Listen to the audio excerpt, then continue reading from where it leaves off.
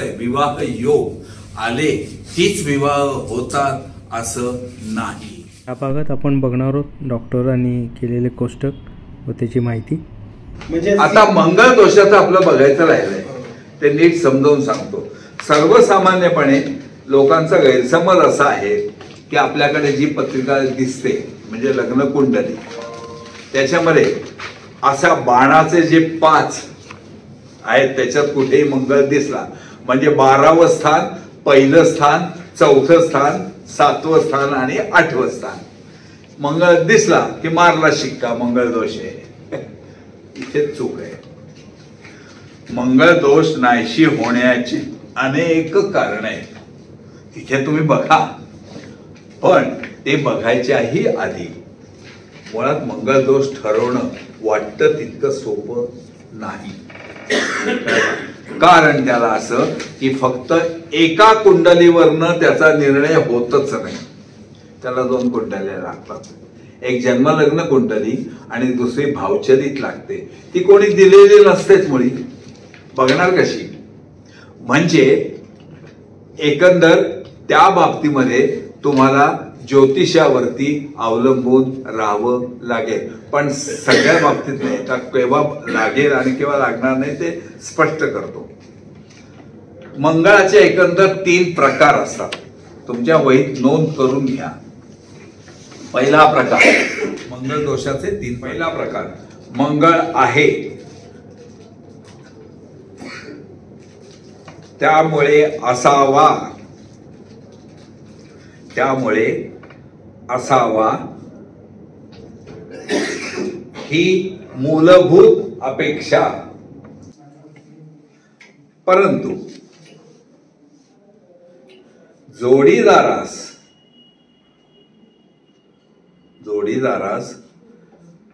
मंगळ नसून त्याच्या पत्रिकेत मंगळ दोष चालणारी ग्रहस्थिती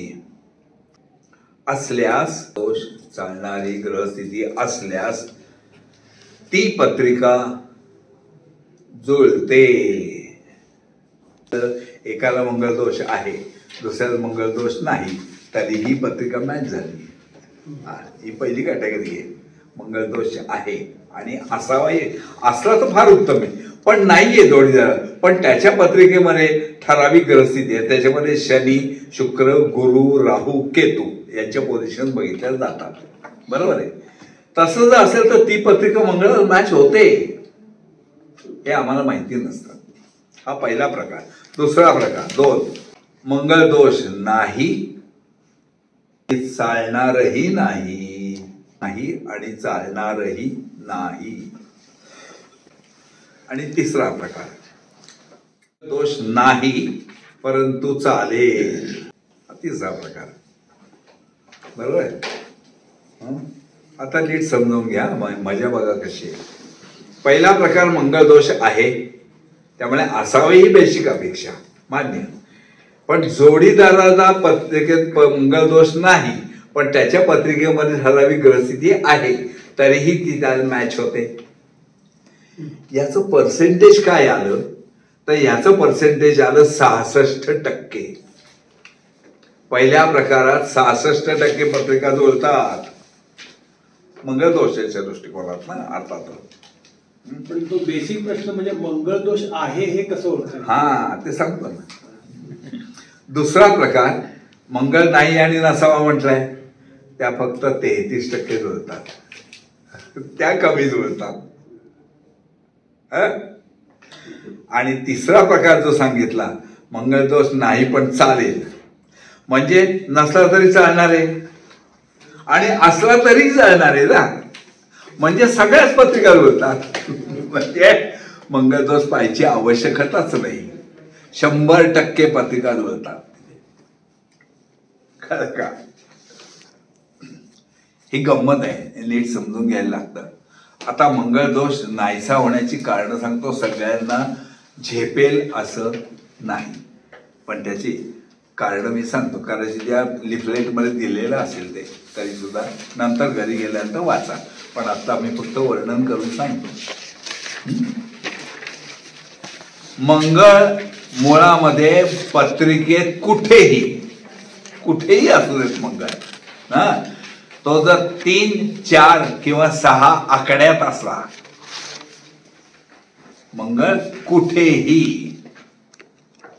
जर 3, 4 किंवा 6 आकड्यात असला तर त्या पत्रिकेला मंगळ दोष येतच नाही हो मुळात. आता हे 3, 4, 6 काय भानगड आहे? तर 3 म्हणजे मिथुन रास आहे आणि 6 म्हणजे कन्या रास असते.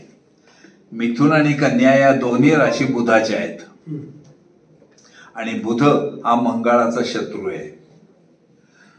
म्हणजे शत्रूच्या घरी मंगळ राहायला गेलाय. तुम्ही एखाद्या कार्याला, तुमच्या नात्यातल्या कार्याला कुठल्या तरी गावाला जाता, कोकणात आहे कार्य. आता त्या कोकणात काय परिस्थिती असते, स्वतःच्या घरापेक्षा शेजारच्या घरांमध्ये राहण्याची व्यवस्था करतात आणि तुमची जी व्यवस्था शेजारच्या घरात केली, नेमके तेही तुमच्या ओळखीचे आणि तुमचं त्यांचं काही पटत नाहीये, पण तरी तिथं राहायला जाता, त्यावेळेला तुमची कुचंबणा होते की नाही? ते हे आहे. मंगळ शत्रू राशीत म्हणजे बुधाच्या राशीत, मिथुन आणि कन्या बुधाच्या राशीत, म्हणून त्याचं कारकत्व खलास होतं आणि त्यामुळे तो मंगळ दोष नाहीसा होतो. आणि 4 म्हणजे कर्क रास आहे, बरोबर. मंगळाची उच्चीची रास मकर तर निशीची रास कर्क, समोरासमोरच्या राशी असतात त्या नेहमी. कर्क राशीत तो निशीचा असतो, पॉवरलेस म्हणजे निश्चिचा, म्हणून मंगल दोष नसतं. त्याची कारण ते कुठेही असू दे पत्रिकेमध्ये, मंगळाच्या शेजारी आकडा किती आहे पहिला आम्ही बघणार. तर 3, 4, 6 असला तर विचार करायचा प्रश्न नाही, याला मंगळ दोष येतच नाही. त्या 5 स्थानात वगैरे बघायचं काही कारणच नाहीये काही, कळलं का? पहिली गोष्ट. दुसरी गोष्ट म्हणजे मंगळ दोष नाहीसा होण्याचं दुसरं कारण. आता बघा, आत्ता डोक्यावर सूर्य आहे, त्याच्या शेजारी काही ग्रह नाही आहेत का?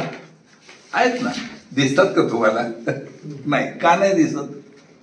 त्याचं कारण सूर्याच्या तेजापुढे ते झाकोळून जातात. हे खरं. हे जे झाकोळून जाणं आहे याला ज्योतिषशास्त्रात शब्द आहे काय?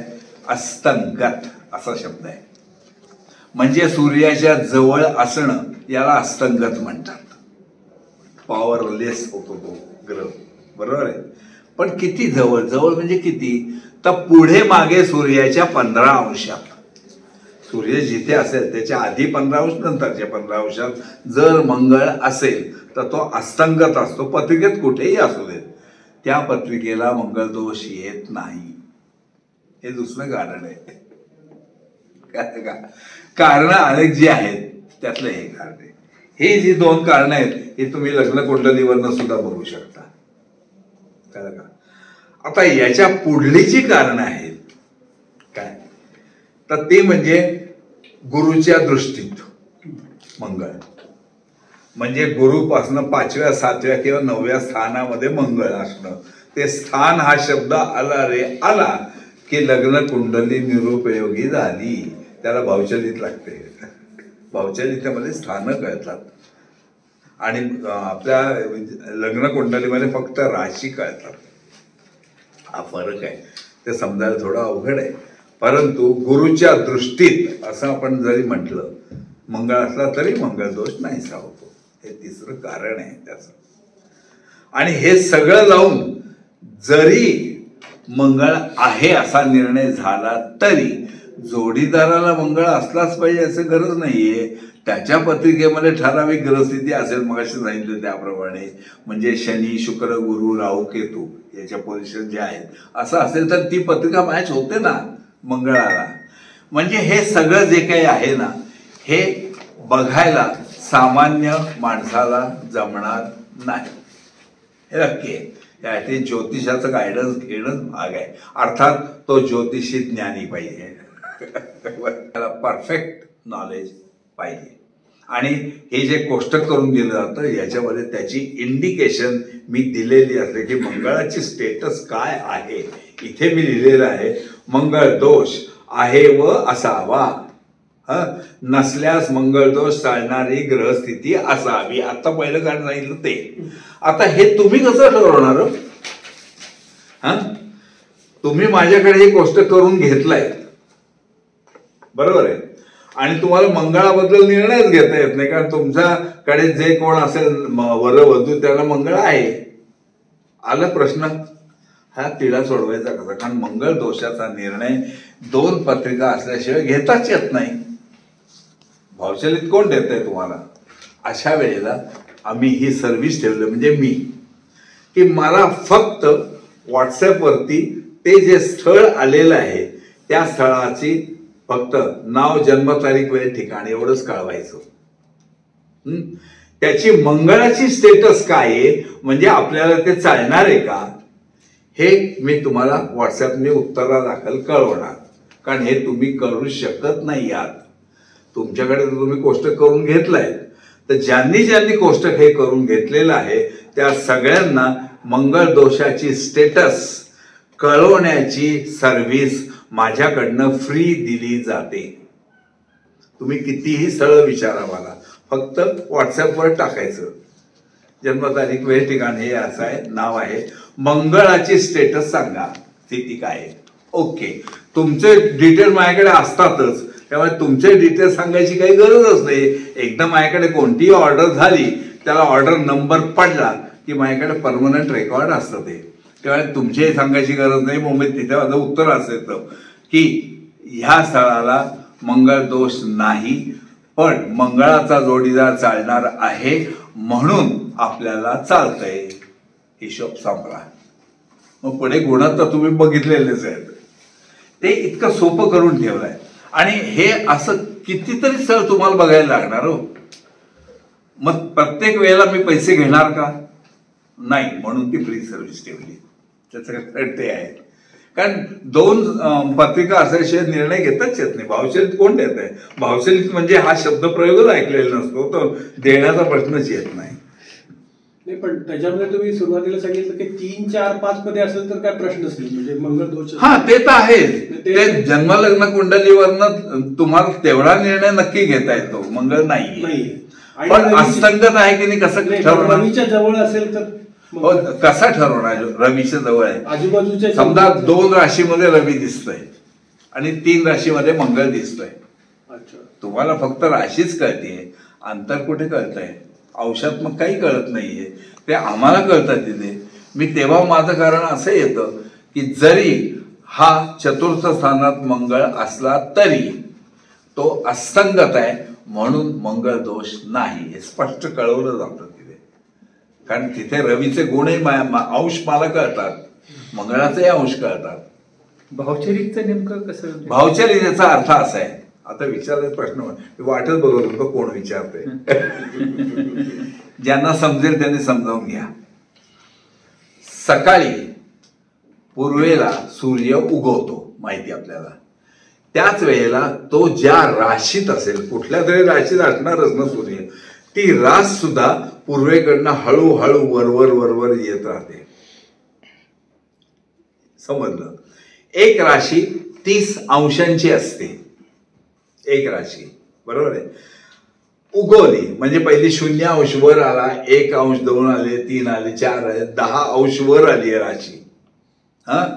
म्हणजे याचा अर्थ अजून 20 अंश खाली आहे, उगवायची आहे. स्पष्ट? आता ह्या 10 अंशामध्ये सुद्धा कुठलाही ग्रह असू शकतो, किंवा उरलेल्या 20 अंशातही असू शकतो ना. जर उरलेल्या 20 अंशात ग्रह असेल तर तो अजून उगवायचा आहे. पहिल्या 10 अंशात आहे तो उगवलेला आहे, बरोबर आहे. आणि ही जी सुरुवात आहे ही लग्नस्थान आहे आपल्या ह्याच्यातलं, कळतंय?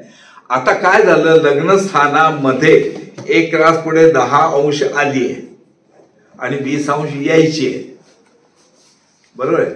असं झालेलं आहे स्थिती. म्हणजे त्या लग्नस्थानात संपूर्ण रास आहे का? नाही. तर उरलेली रास पाठीमागच्या स्थानात आहे, म्हणजे व्ययस्थानात असते. लग्नस्थान आणि व्ययस्थान अशी अर्धवट रास इकडे सरकलेली आहे. इकडे 10 अंश, तिकडे 20 अंश आहेत. काही ग्रह 10 अंशात आहेत, ते तिथेच दाखवणार.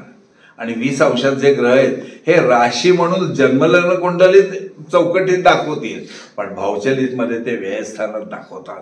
ते खरे तिथे आहेत, खरे. कळलं का? खरा ग्रह नक्की कुठे आहे ते भावचलित मध्ये करतात. भाव म्हणजे स्थान, स्थान दाखवणारी कुंडलीला भावचलित म्हणतात. आणि जन्मलग्न कुंडलीमध्ये फक्त राशी कळते. आता गंमत अशी बघा, इंटरेस्टिंग सांगतो. एका ठिकाणी तुमच्या पत्रिकेमध्ये समजा 3 ग्रह दाखवलेत आहेत कुठेतरी. काय असतं, जिथे जागा असेल तिथे ग्रहाचं नाव लिहितात ते. त्याचा सिक्वेन्स वगैरे काही कळत नाही आपल्याला. पहिला कोण आहे, नंतर कोण आहे, नंतर कोण आहे, कळतं का काही? नाही कळत. मी लिहिताना व्यवस्थित लिहितो. माझी कुठलीही कुंडली बघितली तर त्या पद्धतशीर काम आहे. तिथे मागचा ग्रह कुठला, नंतर कुठला, ते मी ओळीन लिहिलेलं असतं. पण गंमत अशी आहे की 3 ग्रह जेव्हा एकत्र असतात त्यावेळेला मध्ये कुठला तरी ग्रह असतोच ना दोघांच्या. याची गंमत अशी होते की पूर्वी एसटी मध्ये 3घांचं वाकडं असायचं. त्यामध्ये मध्ये बसलेला जो माणूस असायचा त्याची कुचंबणा होते बघा. एक्झॅक्टली तेच घडतं ग्रहांच्या बाबतीत. कळलं का? त्याला कर्तरी योग असं म्हणतात. कर्तरी म्हणजे कात्री.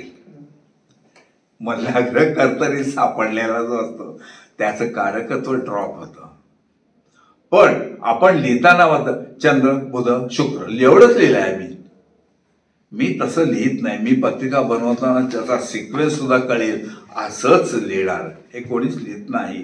पण माझ्या पत्रिकेमध्ये तसंच असतं. इथे कुठली जरी बघितली पत्रिका, इथे आता इथे मी असं लिहिलेलं आहे, शुक्र, गुरु, 7 राहू. कुठेतरी काहीतरी लिहिलं नाहीये. सगळ्यात कमी अंशावरती शुक्र आहे, त्याच्यानंतर गुरु आहे, त्याच्यानंतर हे स्थान सुरू होत आहे आणि मग त्याच्यानंतर राहू आहे. याचा अर्थ राहू याच स्थानात आहे आणि शुक्र गुरु जरी मी इथे दाखवलेले असले तरी इथे ते नाहीयेत, ते मागच्या स्थानात आहेत. एकाच पत्रिकेवर 2 पत्रिका समजतात, भावचलित पण समजते. ही शिस्त आहे, हे कोणी पाळत नाही. मी स्वतः असंच करतो. म्हणजे याच्यात बघितल्यानंतर स्थान सुद्धा कळतो, भावचलित पण कळते आणि लग्नकुंडली पण कळते. वेगळं तत्व आहे काय. पण भावचलित म्हणजे काय ते कळलं का? भावचलितवरनं स्थान कळतं, लग्नकुंडलीवरनं राशी कळते. एवढा जरी फरक कळला खूप झाला. बरोबर आहे. ते मंगळाचे 3 प्रकार कळले. आपल्या आता ठरलं काय, सगळ्यात पहिल्यांदा गोत्र पाहायचं. जमत असेल तर मंगळ दोष पाहायचा. आपल्याकडल्या स्थळाला मंगळ आहे किंवा मंगळ नाही या 2 पैकी जर कॅटेगरी असेल तर मात्र आलेल्या स्थळाला मंगळ आहे की नाही हे आपल्याला ठरवता येणार नाही. मग दाते सरांना कॉन्टॅक्ट करायचं, व्हॉट्सअपवरती पाठवून द्यायचं. पहिलं गोत्र, मग त्याच्यानंतर मंगळ दोष आणि मग गुणमेलन. 3 टप्पे. हे वाटतं तितकं सोपं नाही. नाडी दोष कुठे बघायचं मध्ये? नाडी दोष पुढे गुणमेलनच नाडी नाही काही येत. गुणमेलन जेव्हा बघता तेव्हा पहिल्यांदा एकनाड बघणार तुम्ही, मग विवाह मेलन बघणार आणि गरज पडली तर गुणमेलन बघणार. ते गुणमेलनातले 3 पार्ट नाही का झाले? तिसरा पार्ट आपण अजून बघितलाच नाही. हा, तिसरा पार्ट आपण चुकून पहिला बघितला जातो सगळ्यांना माहित नसल्यामुळे. काही गरज नाही. पहिले 2 पहिले बघा, गरज पडली तर गुण बघा. ते सुद्धा अगदी 18 पाहिजे, हार्ड अँड फास्ट रूल नाही. 1-2 मार्क कमी असले तरी कन्सल्ट करा. बाकीचे जे एकंदर ग्रह आहेत त्यांचं कोऑर्डिनेशन कसं आहे याचा विचार करून ते रिलॅक्स करायला हरकत नाही. नवग्रह म्हणजे 9 विषय आहेत असं समजा. शाळेमध्ये एका विषयात आम्हाला 1च मार्क कमी पडलाय, वर्ष वाया घालवायचं का? असं त्याचं तत्व आहे. समजा 10-12 गुण आहेत, पण ती पण चांगलं असू शकतं का? 12-13 गुणाला समजा एका पत्रिकेत नाही. 16 ते 18. रिलॅक्सेशन 16 ठीक आहे. 16 ते 18 असेल, तर रिलॅक्स करायचं का नाही हा आपला जो प्रश्न आहे, त्या प्रश्नाचं उत्तर देण्यासाठी आपल्याला वधूवर अहवाल बनवणं गरजेचं पडतं. पण नुसता मंगळ आहे की नाही ठरवायला मला काही बनवायला लागत नाही. कॉम्प्युटरवरती क्षणात पत्रिका तयार होते, लगेच माझा मंगळाचा निर्णय होतो. व्हॉट्सअपवरती लगेच मी कळवून टाकतो की याही स्थळाला मंगळ आहे, तुम्हाला मंगळ आहेच, मॅच होतच आहे, प्रश्न येत नाही. किंवा मंगळ नाही पण चालणारही नाहीये किंवा चालणारही काय असेल ते संभाळा हिशोब. म्हणजे एकदा जे आम्ही म्हणलो तर आम्हाला बाकीच्या पत्रिकांना एवढं बघायची गरज नाहीये. एकदा हे आपण म्हणलो मग याला मुख्य म्हणजे हे जे गुणवेल कोष्टक आहे याला पाठीमागे वैयक्तिक कशाला म्हटलंय? मग म्हणजे एकदाच वरती नाव लिहिलंय तसं, कोणासाठी येते त्याच्यासाठी बनवून दिलंय. याचा फायदा कसा सांगतो तुम्हाला. तुम्ही जिथे नाव नोंदवलेलं असेल ना, तुम्ही काय करता, त्याचं प्रोफाईल बघता, योग्य वाटलं. आता प्रश्न काय आहे, पत्रिका जुळते का, तुमच्या हातात हे ऑलरेडी आहे शेजारी. त्याची राशी नक्षत्र चरण एवढंच बघणार आम्ही, बाकी काही बघू नका. इथे बघणार राशी नक्षत्र चरण किती बाबा, 35 गुण आहे, जमते पत्रिका. किती वेळ लागला बघायला? 5 सेकंद नाही. हे पहिलं बनवून घ्यायचं म्हणजे पहिलं. हे तुमच्या हातात असल्याचा मोठी सोय होते. याच्यात मंगळ कळत नाही. मंगळाची मी कॉमेंट इथे दिलेली असते. हे मी बनवून देताना तुमची पत्रिका मी बनवलेली इथे आहेच. ही पत्रिका मी बनवलेली आहे या माणसाची. त्यामुळे तिथे व्यवस्थित सगळ्या सूचना दिलेल्या आहेत. गोत्र कुठली जुळत नाही दिलंय. मंगळ दोषाची स्टेटस काय लिहिलंय. कोणाकोणाशी पत्रिका जुळत नाही त्याचंही कोष्टक दिलंय. आणि हे वेगळं पान पीडीएफ मी सेपरेट पाठवतो. ही बाकीची 6 पानांची एक पीडीएफ आणि फक्त 3ऱ्या पानाची एक पीडीएफ, की हे पान तुम्ही आपली पत्रिका म्हणून त्यांना पाठवा. म्हणजे ते बोलूच शकत नाहीत, कारण तुम्ही ऑलरेडी बघितले जमते पत्रिका. ते पत्रिका जमत नाही कसं काय म्हणतात. चॅलेंज कराल, तुमच्याकडे काय आहे हे ब्लॅक अँड व्हाईट प्रूफ राहतं तुमच्याकडे. ह्याचे किती कसे म्हणजे कर्णावळ ना 500. याला काय काय म्हणायचं, याला गुणमेल म्हणून नाही, मला फक्त नाव, जन्मतारीख, वेळ, ठिकाण, फिनिश वैयक्तिक गुणमेलन कोष्टक बनवून पाहिजे बस.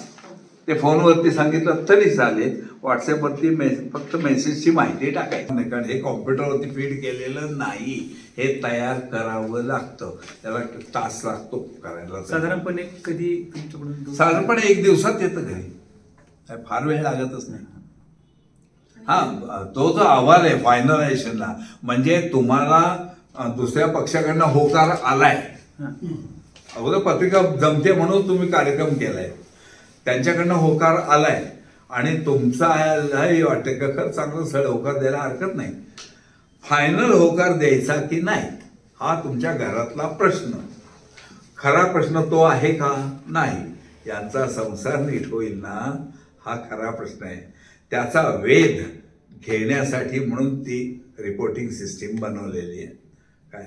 आणि तो रिपोर्ट बनवायलाच मला लागतात साधारणपणे 4 ते 5 तास. म्हणजे समजा एखादं स्थळ आलं, हो, आणि त्यांनी सांगितलं की पत्रिका बघतो किंवा काय, त्यांच्याकडे आपणच बघायची, तुमचं पाठवून द्या, त्यांनी बघायची की नाही याच्याशी आपल्याला काही घेणं नाहीये. तुम्हाला दोघांचं पण माहिती लागेल म्हणजे तुम्हाला वधूची नाही. तसं तुम्हाला म्हणजे हे वापरायचं नसेल तर एक पानी रिपोर्ट मी बनवून देत असतोच ना. हा काय एकच पान आहे. इथे खाली हे बघा, इथे लिहिलेलं आहे, चंद्रमंगळावर आधारित गुणमेलन जुळते, मुलाखतीचा कार्यक्रम करावा. याला काय म्हणायचं? हे नुसतं गुणमेलन आहे, अहवाल. पण तुम्ही फक्त गुणमेलनाचा अहवाल आहे. परत वेगळा आहे का, म्हणजे त्याच्यासाठी एकदा कोष्टक तुमच्या हातात आलं तर हे करायची खरी गरज नाही. अच्छा. पण तरी सुद्धा काही वेळा असायचं, त्यांच्याकडले कोणीतरी ज्योतिषी असतात, ते म्हणतात पत्रिका जमत नाही, तुम्ही म्हणताय पत्रिका जमते. हा तेढा सोडवायचा कसा, मग त्याला हे ऑथेंटिक डॉक्युमेंट म्हणून आपण वापरू शकतो. आता बोला. पण हे ह्याच्यासाठी मग परत वेगळं तुम्हाला कॉन्टॅक्ट करून, हो, त्या स्थळाची माहिती नको का? अच्छा, तुम्हाला त्या स्थळापुरतं येते हे. ह्याची किती फी आहे मग? याची 150. नाही, मला- हे सगळे उपक्रम जेवढे आहेत माझे याला त्याचं दर याला काय म्हणायचं? ठरलेले. 150 रुपयाचं याला काय म्हणायचं? याला वधूवर गुणमेलन अहवाल, गुणमेलन आहे फक्त. म्हणजे आता मी कसं बघावं जे तुम्हाला सांगितलं ते सगळं मी बघून रिपोर्ट तयार करून तुम्हाला पाठवतोय. बरं सर, मला एक विचारायचं होतं की पत्रिका आली त्याच्यामध्ये आपण गोत्र बघितला, मंगळ बघितला, गुणमिलन बघितला, हे सगळं जुळतंय, ठीक आहे. भावार्थ पत्रिका जी आहे की ज्याच्यामध्ये तुम्ही detail- भावचलित. हं? भावचलित, हं. तर ती बघायची गरज आहे का नाही? प्रत्येक स्थळासाठी करू नका. आता समजा गुणमेलन जुळत आहे, हं. हा, तुम्ही अशी 10 स्थळं बघितली, किती स्थळ पसंत पडणार? 1000 2, 3च्या वर काही जात नाही गाडी. 10च्या 10 स्थळांसाठी खोलवर पत्रिका बघायची आवश्यकता आहे का? नाही. बघण्याचा कार्यक्रम होऊ देत, त्यांच्याकडनं होकार कळवू देत. आता बघा मी काय सांगतो ते, तुम्हालाही ते स्थळ पसंत आहे असं तुमच्या घरातल्या कुटुंबाचा निर्णय आहे, कुटुंबाचा, फक्त त्या दोघांचा नाही. हॉटेलमध्ये एकमेकांना खासगीत भेटायची परवानगी देऊ नका. त्यामुळे घटस्फोट वाढतायत. ते जे कोण व्यक्तिमत्व येणार आहे, मग ती सून असू दे नाही तर जावई असू दे, त्यांचं सगळ्यांशी नातं आहे. ते एकट्याशी आहे का? ही अमेरिका आहे का? नाही, इथे संस्कृती आहे. तेव्हा सर्वानुमते पसंत केलेलं स्थळच पसंत करायचंय.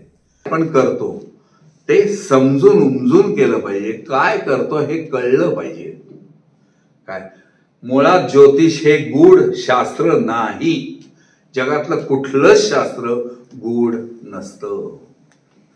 जगातलं कुठलंही शास्त्र गूढ नसतं. त्याचे शब्दप्रयोग आपल्याला न समजणार. आता षडाष्टक योग, हा जो षडाष्टक योग आहे याच्याबद्दल आता बोलायचं राहिलं आहे फक्त. ते म्हणजे जरी इथे फुल्या दाखवलेल्या असल्या तरी पंचांगातच नियम असा 2 नंबरचा दिलेला आहे की जरी खुल्या असल्या तरी नवा स्वामींची पूर्ण मैत्री असल्यास तो दोष जातो, असं इथे स्पष्ट लिहिलेलं आहे. 5 क्रमांक सांगतो तुम्हाला. 11 5 क्रमांक 11 वरती 2 नंबरचा इथे नियम दिलेला आहे. पंचांगात आहे, त्याच्यात नाहीये. इथे स्पष्ट म्हटलेलं आहे फुली चिन्ह असल्यास मृत्यूशराचा योग वर्ज आहे. परंतु नवा स्वामींची पूर्ण मैत्री असल्यास वर्ज नाही, म्हणून 25 गुण येतात समजावेत. फक्त नाडीपादवेद कोष्टक आपण जे बघायला सांगितलंय ते कोष्टकातून दोष नसल्याची खात्री करून घ्यावी. लिहिलंय ते. मला अजून एक सर शंका आहे त्याच्यामध्ये की गोत्र मंगळ दोष गुणमेलन सगळं झालं, ठीक आहे, सगळ्यांची पसंती आली, त्याच्यानंतर तुम्ही म्हणताय ते भावचरित करायचं. ते नाही, गुणमेलन पाहतानाच भावचलित रेफरन्स घेतली ना आपण. अच्छा, त्याच वेळेला नाही. मला काय की मंगळासाठी भावचलित लागते ना. नाही, पण डिटेल मध्ये घेतलं भावचरित नंतर, आणि ते ती केव्हा जेव्हा होकार द्यायची वेळ येते तेव्हा. फक्त त्या स्थळासाठी तुम्हाला वेगळा रिपोर्ट बनवावा लागतो ना. काय तर त्यावेळेला याच्या वेळेला त्याच्यात मीच विचार करतोय. तो ते 3 स्टेप मध्ये हा जो रिपोर्ट बनवतो त्याच्यावर भावचलितचा विचार आहे, प्रश्नच नाही, असायलाच पाहिजे. पण अशी किती शक्यता असते की गोत्र मंगळ दोष गुणमेलन सगळं झालंय पण भावचरित जुळत नाही, असं नाही, भावचलित जुळत नाही. बाकीच्या सगळ्या ग्रहांचं कोऑर्डिनेशन व्हायला पाहिजे. फक्त चंद्रावरती आधारित गुणमेलन पाहून लग्न ठरवण्याचा निश्चित करणं चुकीचं आहे की नाही. एकाच ग्रहाचा विचार कसा, बाकीच्या ग्रहांचा काय, बरोबर आहे. तर तो प्रत्येक स्थळासाठी नकाच करू ना. दरवेळेला कोण 950 रुपये घालवणार आहोत, काय गरज काय आहे. त्यांच्याकडनं होकार येऊ देत ना. तुम्हालाही ते स्थळ तुमच्या कुटुंबाचा निर्णय होऊ दे की स्थळ. आणि मग त्यांचा फोन यायला लागला की अहो काय झालं तुमचा निर्णय, की त्याला एक या क्षेत्रात प्रसिद्ध असलेला शब्द प्रयोग आहे आणि झाकली मूठ 1.25 लाखाची या पद्धतीत बोलावं लागतं. त्यांना स्पष्ट सांगायचं की आमच्या कुटुंबामध्ये तुमच्याच स्थळाची चर्चा चालू आहे. 1-2 दिवसामध्ये आमचा निर्णय होईल, झाला की आम्ही स्वतःहून फोन करून तुम्हाला कळवू. आता चर्चेसाठी कोणता मुद्दा आहे कुठे सांगितलं आम्ही. समजा एका वेळेला तुम्हाला 2 स्थळ पसंत आहेत आणि दोन्ही स्थळांकडनं होकार आलाय, तर एकाला कोणाला तरी नकार देणारच ना. पण तो निर्णय तुम्ही एका क्षणात घेणार का? नाही, तो कुटुंबाचा निर्णय चर्चा करूनच आम्ही ठरवणार. म्हणजे त्याला वेळ नको, 1-2 दिवस लागणार. हे सुद्धा कारण असू शकतं. किंवा जे ज्यांच्याकडनं होकार आलाय तुम्हाला ते स्थळ पसंत आहे म्हणून मला सांगितलं होतं की असा रिपोर्ट बनवून द्या. बरं, हा रिपोर्ट बनवायचा काय दुसऱ्या क्षणाला येत नाही आपल्याकडे, त्याला वेळ लागणार 1-2 दिवस. बरोबर आहे. पण हे त्यांना सांगायचं नाही की आम्ही खोलवर पत्रिका बघायला दिली. ते काय म्हणतील मग अगोदरच का नाही बघितली. त्यांना कुठे कळतं ज्योतिषशास्त्र. म्हणून आमच्या कुटुंबात चर्चा चालू आहे. समजा ह्याच्यामध्ये दोष आहेत असं मी खाली कॉमेंट केली. योग कसा बघतो सांगतो. हा जो विवाह योग अहवाल मी जो बनवून देतो तो 2 टप्प्यात असतो. पहिलं म्हणजे तुमच्या पत्रिकेतली मूळची ग्रहस्थिती वैवाहिक जीवनाच्या दृष्टिकोनातून कशी काय आहे. त्यात काही दोष वगैरे असले तर ते आपल्याला माहिती पाहिजेत, म्हणजे त्याप्रमाणे आपण काळजी घेतो. एक भाग. दुसरा भाग आत्ताचा काळ विवाह ठरण्यासाठी होण्यासाठी कितपत उपयुक्त आहे याचं कॉमेंट खाली केलेली असते. ती कशी बघतात तर आपल्या आयुष्यात घडणाऱ्या ज्या शुभ घटना असतात ह्याला कारक मुख्य म्हणजे गुरु असतो. आता लग्नाचे कारक ग्रह कोणते तर चंद्र, शुक्र, गुरु हे मुख्य कारक ग्रह. त्याच्यानंतर सप्तम स्थान आणि सप्तम स्थानाचा मालक हे सगळे कारक म्हणून मानले जातात. आणि शनी, मंगळ, राहू हे मारक म्हणून मानले जातात. ते त्यांचं रेप्युटेशन आहे. आम्ही काय बघतो की आत्ताचा जो गुरु आहे तो गुरु ह्यांच्या पत्रिकेत कुठे आहे आणि त्याची दृष्टी कुठे कुठे आहे आणि त्याच्या दृष्टीत कोण कोण आहे. त्याच्या दृष्टीत समजा चंद्र पण आहे, शुक्र पण आहे. काय जेवढे पॉइंट जास्त तेवढा जोरदार योग. शनी असला तरीही, शनी जरी निगेटिव्ह असला तरी गुरुच्या दृष्टीत जेव्हा येतो तेव्हा त्याचे कारनामे थांबवावे लागतात, म्हणजेच योग येतात. शनी असू दे, मंगळ असू दे, राहू असू दे. बरोबर आहे. हे आम्ही बघतो आणि सांगतो की बाबा जोरदार अमक्या तारखेपर्यंत पासून अमक्या तारखेपर्यंत लग्नाची तारीख कोणाचीही काढता येत नाही. अष्टकोनी आकृतीत काय तर ग्रहांची नावं भोवताली लिहिली आहेत. ग्रहापासून दुसऱ्या ग्रहापर्यंत रेषा काढली आहे. कोणत्याही ग्रहापासून कुठल्याही ग्रहाला तुम्ही बघू शकता. त्या रेषेवरती जिथे बाण आहे तो मित्र आणि गोळा असेल तर शत्रू आणि काहीच नसेल तर त्याला सममित्र असं म्हणतात. मित्र पण नाही, शत्रू पण नाही. बरोबर आहे. असं आता रवी आणि मंगळ जर तुम्ही बघितलं ना तर दोन्ही बाजूला बाण दिसतील बघा.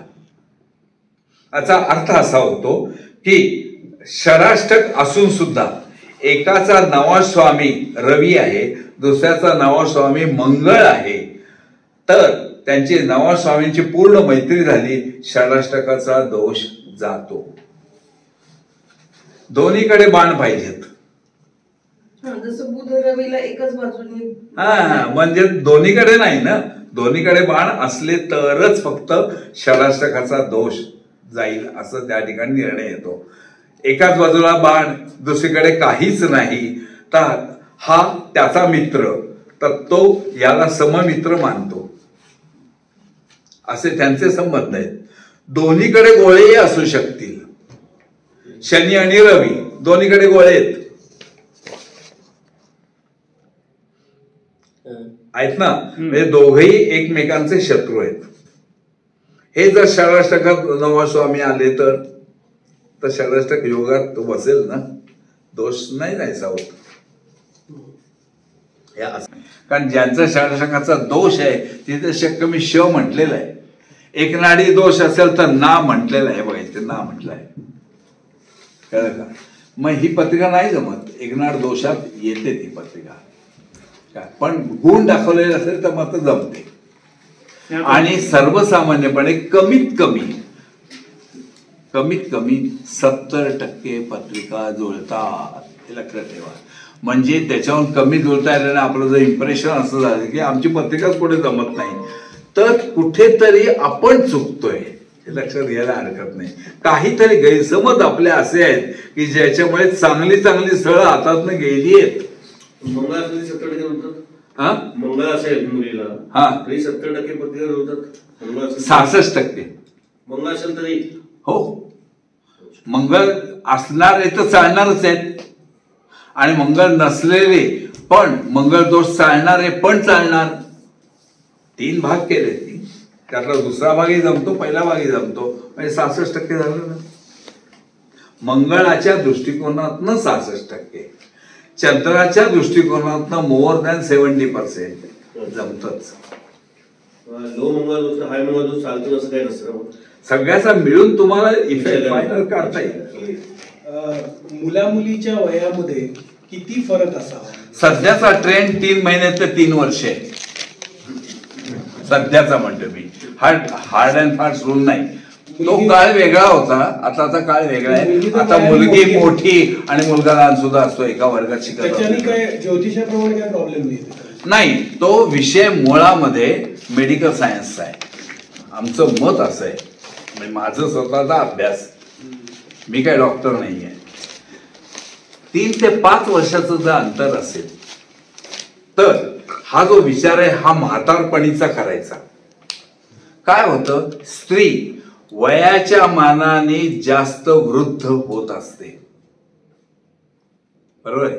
म्हणजे ती जेव्हा 60 वर्षाची असते तेव्हा तिचं शारीरिक वय 65 वर्षाचं असतं आणि नवराही 65 वर्षाचा जर असेल तर दोघांचं निभावून जातं. हा त्यातला उद्देश आहे. आता जो ट्रेंड आहे 3 महिने ते 3 वर्ष, हे मॉडर्नायझेशन झालंय. देशांमध्ये रवीला महत्व दिलं जातं प्रिडिक्शनच्या दृष्टिकोनातनं. आपल्याकडे आपण चंद्राला महत्व देतो म्हणून आपण चांद्र रास सांगतो, त्यांच्याकडे रवी रास सांगतात. हा फरक आहे. चंद्र आपण का घेतो पूर्वापारपासून, कारण चंद्र अतिशय फास्ट आहे आणि त्यामुळे त्याचे परिणाम जे आहेत ते फास्ट असतात.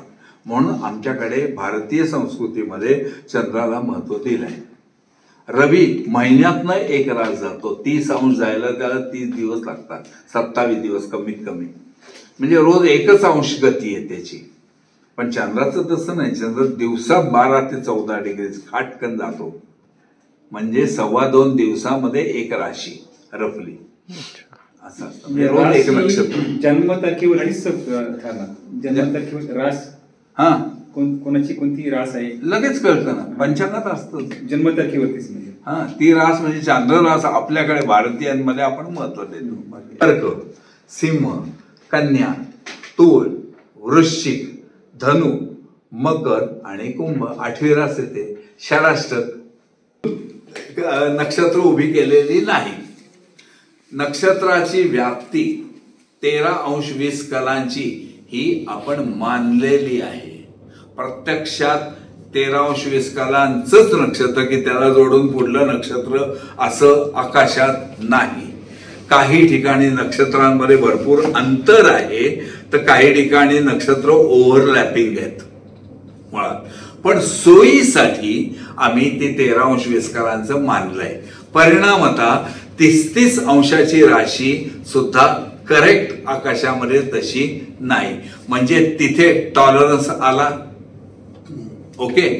आता मला सांगा, तुम्ही इथनं बाहेर पडलात, रस्त्यावरती गेला आणि तुम्हाला एखादा माणूस विचारला, अहो मला युनिव्हर्सिटीत जायचं, कुठे जाऊ, कसं जाऊ, तुम्ही सांगा या दिशेने जा.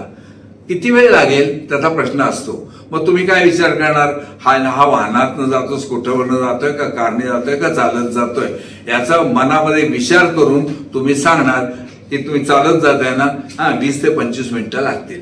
काय सांगितलं तुम्ही, 20 ते 25 मिनिटं लागतील. इथेच 5 मिनिटाचा टॉलरन्स आला. आला की नाही.